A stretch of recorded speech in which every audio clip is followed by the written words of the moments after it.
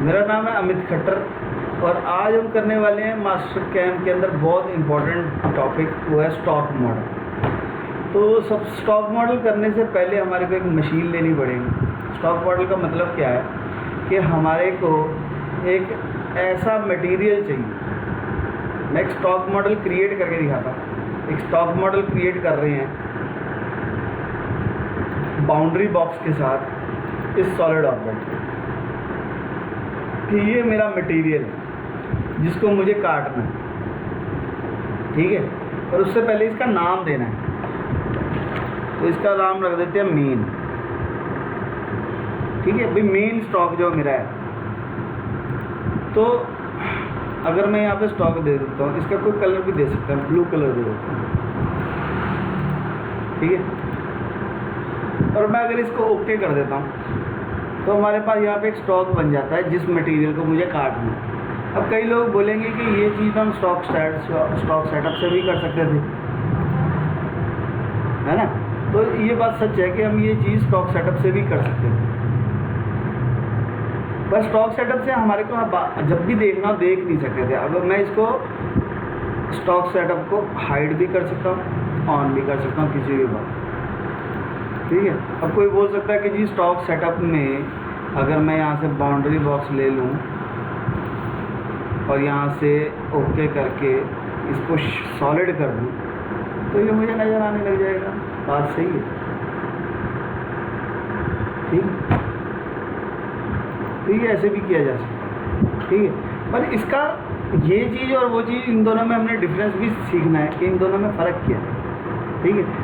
ये जो stock setup है ये वेरीफाई के लिए, जब हम किसी चीज़ को वेरीफाई करना है, जब हमारे को 3D में चला के देखना है, तब हमारे ये स्टॉक सेटअप काम है। और ये स्टॉक सेटअप है टूल पाथ्स के लिए, ठीक है।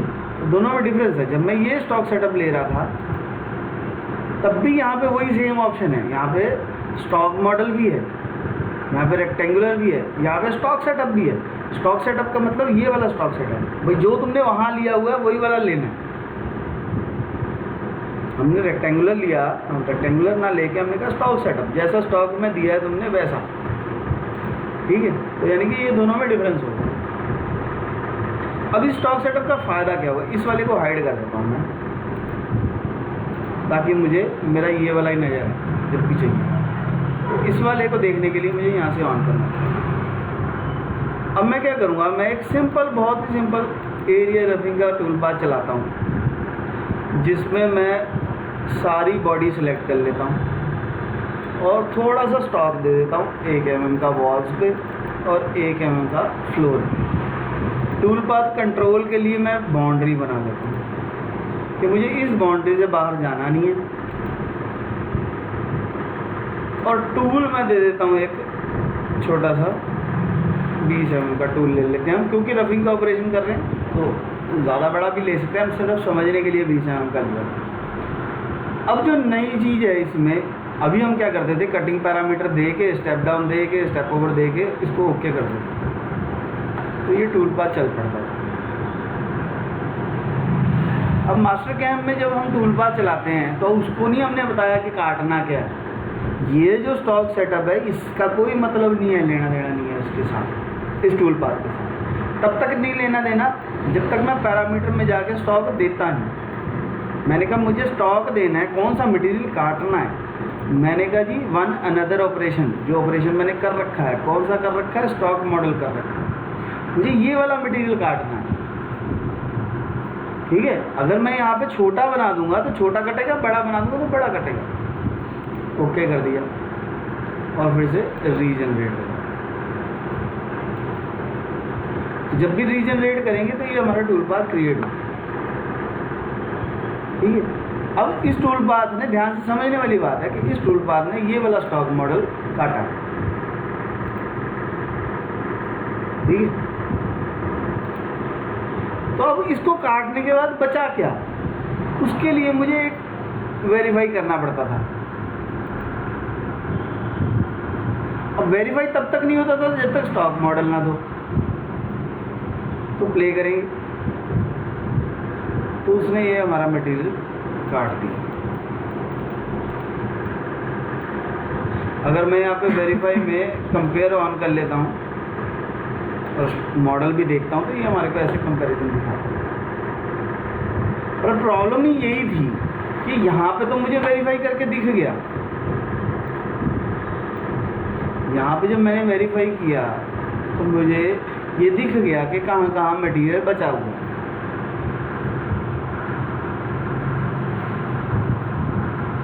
पर जैसे ही मैं इसको फिनिश करता हूँ तो फिर वो गायब हो गया। तो मुझे बार बार ये बड़ी मुश्किल आ रही थी ये देखने के लिए कि पार्ट क्या मुझे दोबारा से वेरीफाई करना है। तो इसके दो तरीके करने के, एक तरीका तो ये है इस टूल पाथ के बाद मैं एक स्टॉक मॉडल और क्रिएट कर दूं।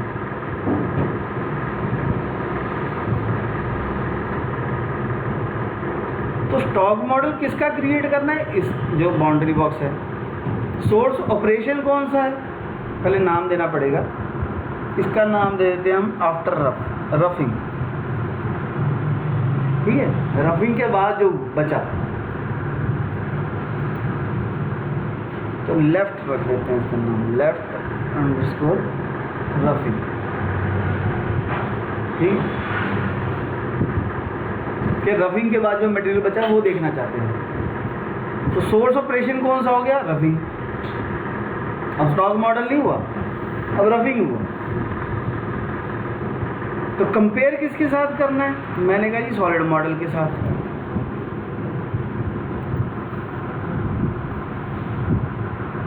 ओके करेंगे।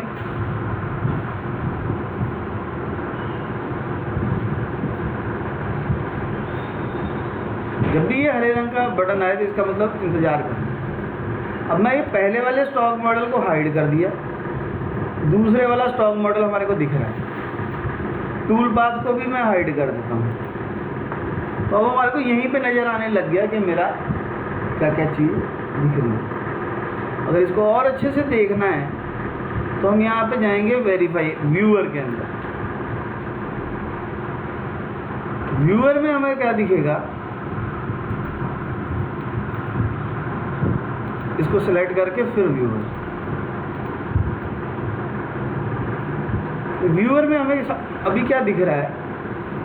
मुझे पार्ट भी दिख रहा है। मैं सबको ऑन कर दूँ, सब कुछ दिख रहा है, लेकिन सब कुछ मुझे नहीं देखना, यानी पिक्चर नहीं देखने मुझे।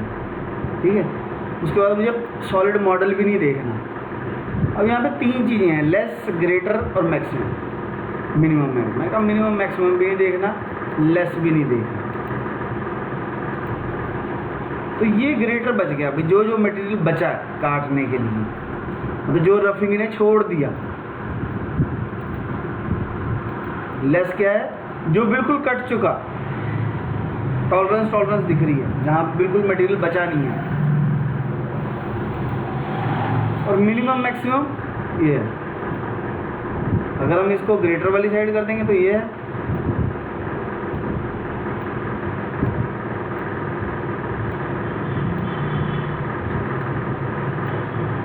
तो ये अभी हम जब री रफिंग करेंगे ना या फिनिशिंग का ऑपरेशन करेंगे तो इसको देखेंगे, इसका मतलब ही समझाता हूँ मैं। ठीक है, अभी क्योंकि रफिंग है, बहुत सारा मटेरियल बचा हुआ है, तो इसलिए ये काम कर नहीं रहा अच्छे से। एक्चुअली वो अपना काम कर रहा है, मैं समझाने के लिए वो सही एग्जाम्पल नहीं है। ठीक है, तो अब हुआ क्या? हमारे पास एक स्टॉक मॉडल था, उसके बाद हमने एक रफिंग का ऑपरेशन किया। हमारे पास एक स्टॉक मॉडल था, उस पर हमने एक रफिंग का ऑपरेशन किया, और उसके बाद हमारे पास ये मटेरियल जो है बच गया। ठीक है, वीडियो थोड़ी सी लंबी हो सकती है, पर अगर स्टेप बाय स्टेप मेरे साथ साथ समझोगे तो स्टॉक मॉडल का कॉन्सेप्ट, स्टॉक सेटअप का कॉन्सेप्ट, वेरीफाई का कॉन्सेप्ट, बहुत सारी चीज़ें आज क्लियर होने वाली। ठीक है, अब हमारे को समझ में आ गया कि ये मेरा स्टॉक मॉडल था, मैंने एक ऑपरेशन किया और ये इसके बाद मेरा बच गया ही। अब जब मुझे नेक्स्ट ऑपरेशन करना है तो मैं एरिया रफिंग ही कर सकता हूँ। स्टॉक मैंने कहा जी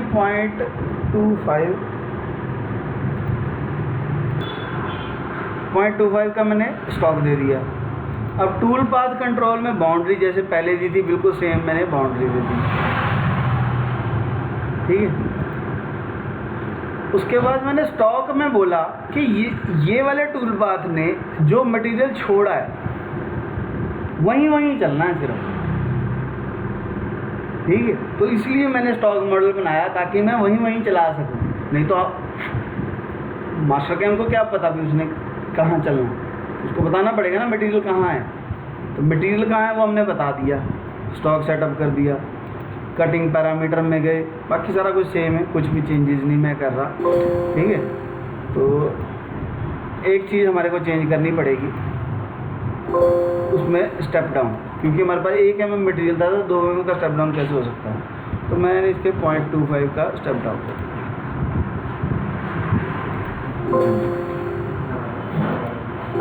सॉरी, उसको सरफेस भी नहीं थी, तो हमने मॉडल ज्योमेट्री के अंदर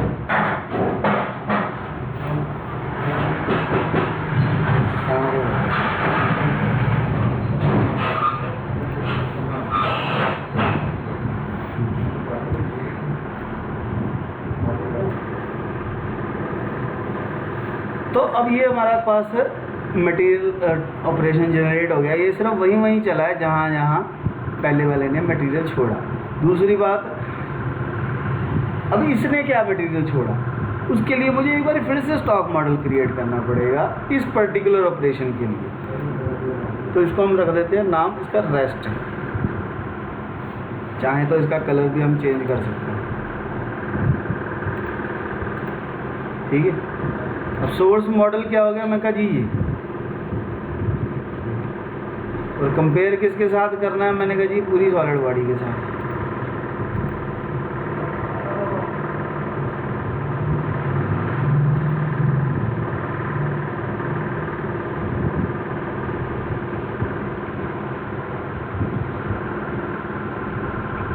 थोड़ा सा इंतजार करेंगे, जब भी ये बटन आए तो इसका मतलब थोड़ा वेट करने की जरूरत है, ठीक है। ये मेरा इनिशियल स्टॉक हो गया, ये मेरा रफिंग के बाद क्या बचा, ये मेरा री रफिंग के बाद क्या बचा।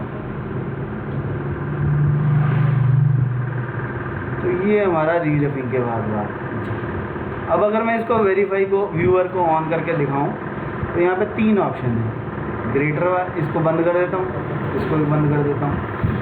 तो ये देखो यहाँ पे मटेरियल दिख रहा है, इतना मटेरियल बचा है फिनिशिंग के लिए, जिसकी हमारे को बहुत ज़्यादा सख्त ज़रूरत है। अगर ये कोई बेरिंग साइज़ हो या कोई स्लिप गेज लगानी हो तो वहाँ पे हमारे को इतना बहुत मैटर करेगा। काटा क्या, ये वाली चीज़ काटी। मैक्सिमम में क्या है,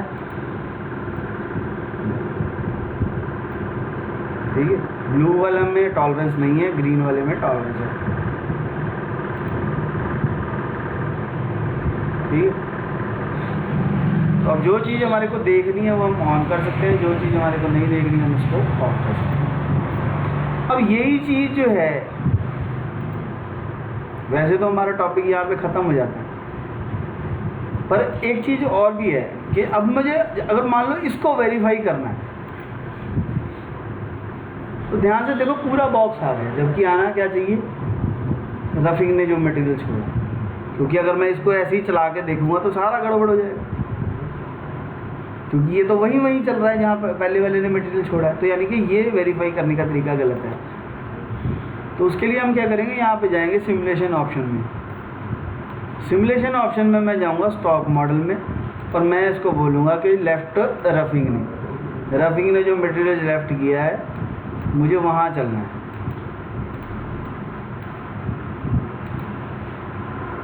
तो अब अगर मैं वेरीफाई करूँगा तो ये स्टॉक जो है बदल जाएगा, ठीक है। तो यानी कि जब भी वेरीफाई करना है तो मुझे स्टॉक मॉडल चेंज करना पड़ेगा उसकी प्रॉपर्टीज़ में जाके, ताकि मैं अच्छे से देख सकूं कि वाकई टूल वहीं जा रहा है या कहीं और चले जा रहा है।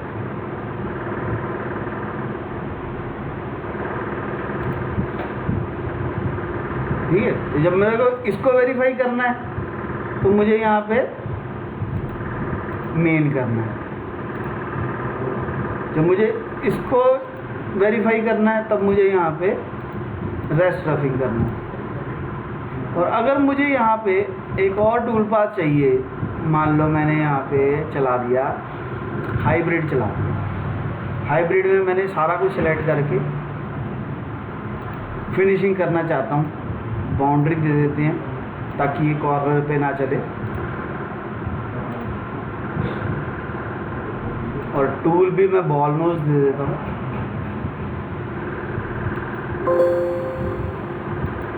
ताकि बिल्कुल फिनिशिंग आ जाए। ठीक है, थोड़ा छोटा बॉल नोज लगा देते हैं, 6 का बॉल नोज लगा देते हैं। ठीक, अब स्टॉक क्या मेरा, अब स्टॉक इसमें कुछ भी नहीं बचेगा क्योंकि फिनिशिंग ऑपरेशन है। ओके कर देते हैं।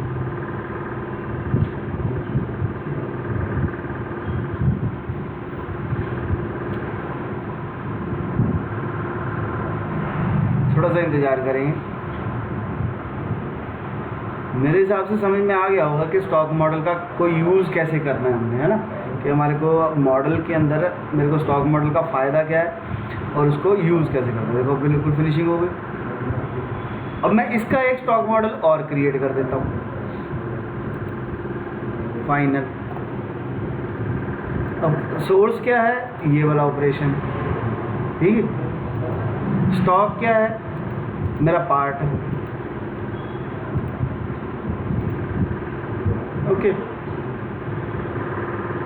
तो ये हमारा जो मटेरियल है कट जाएगा सारे का, फिनिशिंग का। एक छोटी सी चीज़ और सिखाऊंगा, बहुत इंपॉर्टेंट है वो भी। कई बार क्या होता है, हमारे को हमने एक रफिंग का ऑपरेशन किया और हमारे को सिर्फ रफिंग ही करनी है। कोई कंपनी वाले कहते हैं रफिंग तुम कर दो, फिनिशिंग हम खुद कर लेंगे। ठीक है, या फोर्जिंग का पार्ट आ गया मान लो। अब फोर्जिंग का पार्ट में स्टार्टिंग स्टॉक ऐसा नहीं होगा, फोर्जिंग के पार्ट में स्टार्टिंग स्टॉक ऐसा नहीं होगा, स्टार्टिंग स्टॉक ऐसा होगा तकरीबन। ठीक है, तो अब उस कंडीशन में मुझे ये वाला स्टॉक वेरीफाई करना है, तो हम क्या करेंगे, ये हम देख रहे थे, ये हमारा हो गया, ये देखो फाइनल आ गया। ठीक है, इसको हम शो करके देख सकते हैं। अगर हम व्यूअर में जाएं तो और ज़्यादा अच्छे से देख सकते हैं। ठीक है, देखो यहाँ पे बच गया क्योंकि हमने रेडियस कितने का लगाया। ठीक है, तो उसने वहाँ पे मटेरियल बच गया क्योंकि हमने 8 का रेडियस लगाया, यहाँ पे कॉर्नर था तो वो उस जगह पे काट नहीं पाया, तो हमारे को दिखा रहा है कि यहाँ पे मटेरियल जो है मेरा बच गया। ठीक है, फिनिशिंग ऑपरेशन करने के बावजूद। ठीक है, तो इसके लिए मेरे पास अलग से पेंसिल टूल पाथ हैं और बहुत सारी चीज़ें हैं वो मैं कर सकता हूँ। ठीक है, फ़िलहाल हमारा वो मकसद नहीं है, फ़िलहाल हमारा मकसद है कि स्टॉक मॉडल से हमारे को क्या फ़ायदा है। तो अब एक और चीज़ जो मैं बोल रहा था कि मुझे फोर्जिंग का पीस है, जब मैंने ये टूल पाथ, अब मुझे ये मेरा स्टॉक मॉडल है। ठीक है, तो जब मैं इस टूल पाथ को वेरीफाई करता हूँ, वेरीफाई करने से पहले मैं मेन कर देता हूँ। ठीक है, ताकि मेरा जो वेरीफाई हो मेन के साथ हो, तो ये मेरा आउटपुट आती है।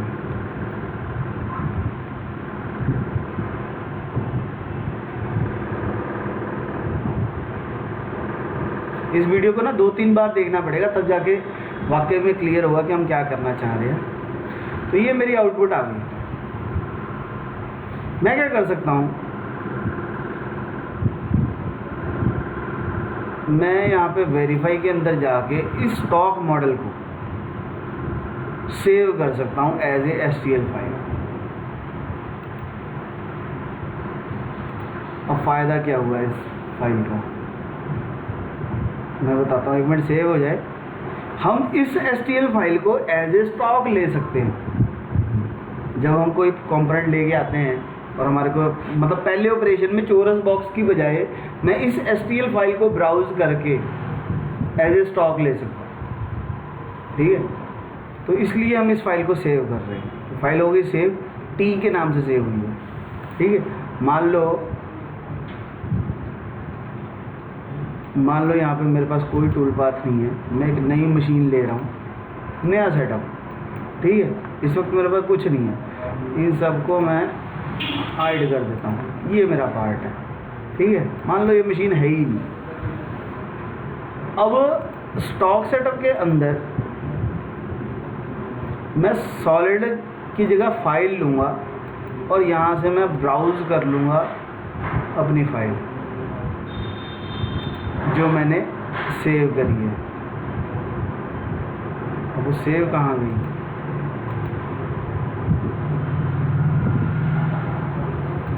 तो ये हमारी STL फाइल है। देखो यहाँ पे फॉर्मेट भी STL का ही आ रहा है, तो यानी स्टॉक को हमेशा STL फाइल चाहिए होगी। तो अब मैं ओपन करूँगा तो यहाँ पे देखो सब कुछ बंद है। अगर मैं डिस्प्ले ओपन कर दूँ, इसको मत देखो, ये पिछले वाला सारा कुछ है, ठीक है। इन सबको मैं अब स्टॉक मॉडल को सिर्फ देखना है मुझे, सॉरी इसको हाइड कर देता हूँ, इस वाले को सारे को हाइड कर देता हूँ। तो ये देखो स्टॉक मॉडल। तो अब ये स्टॉक मॉडल वही है जहाँ जहाँ मेरा पहले वाला पार्ट बचा, ठीक है।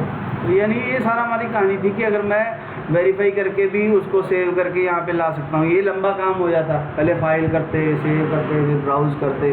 तो उसकी जगह हम एज ए स्टॉक मॉडल अगर यूज़ कर ले तो हमारे को ज़्यादा ईजी रहेगा, ठीक है। तो इस स्टॉक सेटअप को मैं डिस्प्ले बंद कर देता हूँ ताकि हमारे को ये चीज़ नहीं जाए।